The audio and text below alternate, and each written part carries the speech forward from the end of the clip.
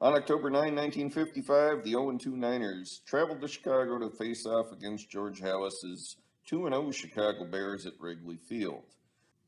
Then they went right to him. Joe Arenas around the edge, and he used his fine open field abilities there to pick up a dozen yards on the first offensive play of this possession for San Francisco. And then he showed everyone even more versatility by taking a screen pass out to the left for 15 yards, and the Niners are on the move.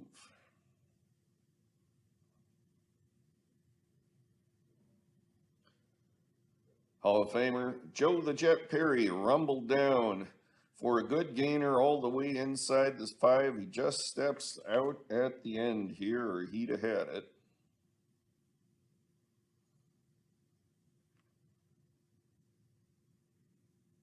Hugh McElhenney, another Hall of Famer in the $1 million backfield, doesn't get it on the first try, but watch this elegant leap for the touchdown.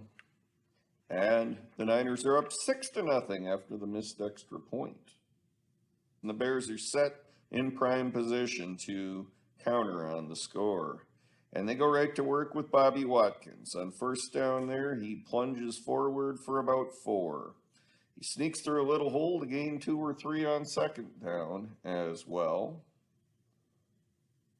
And on third down, he makes a nice, powerful run to set up first and goal for the 49ers.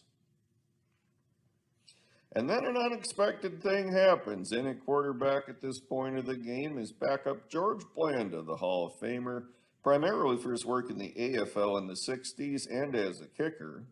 But here he does something he only did 9 times in his 26-year career.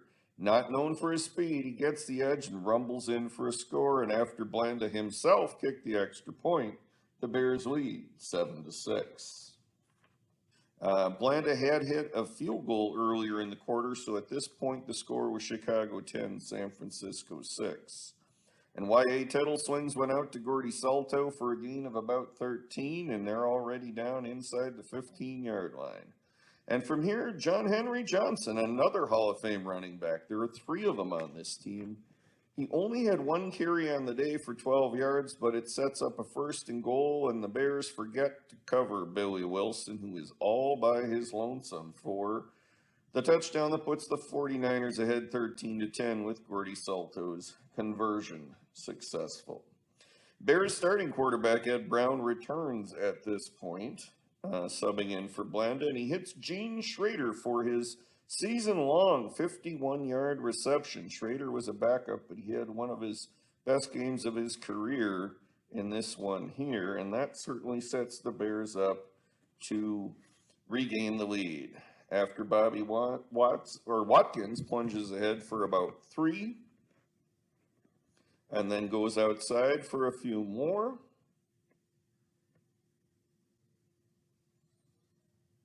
They figure, what the heck, let's try one more. And on a swing out to the right, Watkins following a great block by Bill Watkins, who was a Pro Bowler in 1955. Bears are back in front, 17-13 in the third quarter.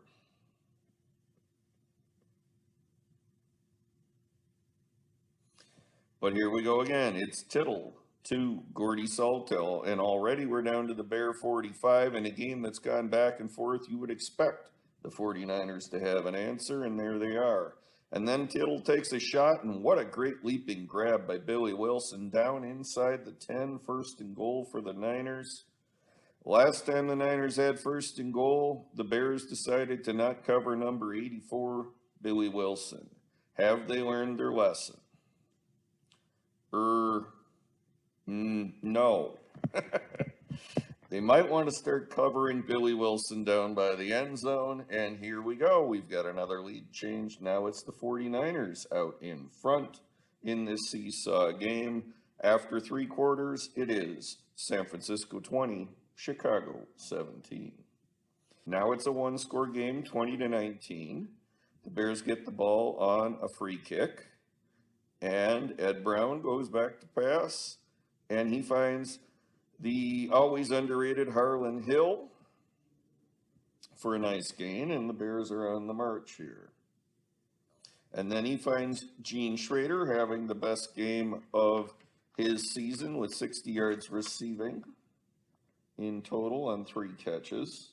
And just when it looked like the Bears would again take the lead in this back and forth affair, Big John Hoffman, who had gotten credit for the safety, forgets the ball on the ground, gets it knocked free, and there is George Medeiros making his only career fumble recovery to preserve the win.